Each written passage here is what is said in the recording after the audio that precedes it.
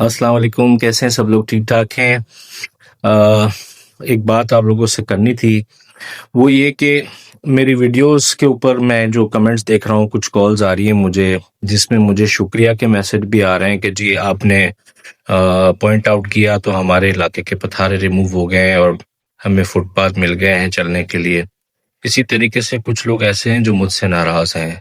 वो उन लोगों को ये लगता है कि जी मैं किसी को पुश कर रहा हूँ या मैं जो है वो इनके पथारों को रिमूव करवा रहा हूँ। एक्चुअली ये जो है बहुत टाइम से शिकायतें लोगों की मौसूल हो रही थी गवर्नमेंट डिपार्टमेंट्स को, तो उसकी बेस पे ये एक्शंस हुए हैं।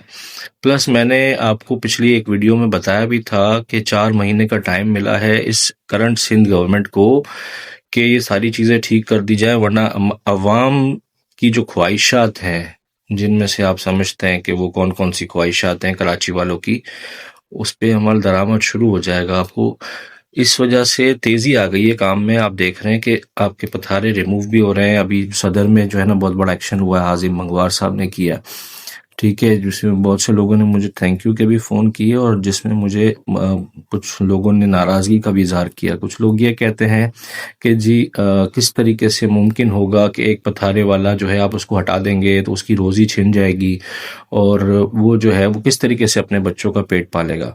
तो मैंने कुछ इलाकों में ज़रा मैंने अपने दोस्तों से बात की है और उनसे मुझे पता चला कि कुछ इलाकों में दुकानें काफ़ी बड़ी होती हैं। उन दुकानों के अंदर 2-3 पथारे वाले आराम से एडजस्ट हो सकते हैं।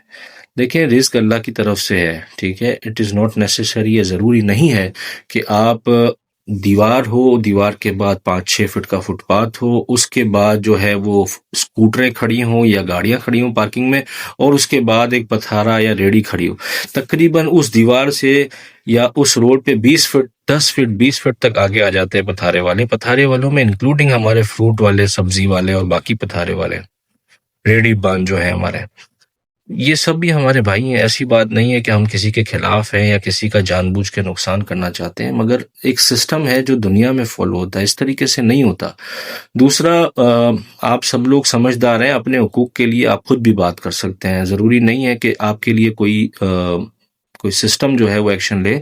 40-50 लोग मोहल्ले के जमा हों और उन पथारे वालों को रिमूव करवाएं या एटलीस्ट उनको कहें कि जी पीछे करें। 20-20 फीट जो रोड पे इन्होंने गाड़ी अपनी रेडी पार्क की होती है और फ्रूट वाले जो है, सब्जी वाले जो 20 फीट आगे, यानी पीछे दुकान होती है उससे 20 फीट आगे वो उसने खड़ी की हुई होती है, तो उसकी वजह से ट्रैफिक भी जाम होती है। डेफिनेटली एम्बुलेंसेस को मूव करना मुश्किल है। इसी तरीके से बच्चों की स्कूल के आना जाना मुश्किल है।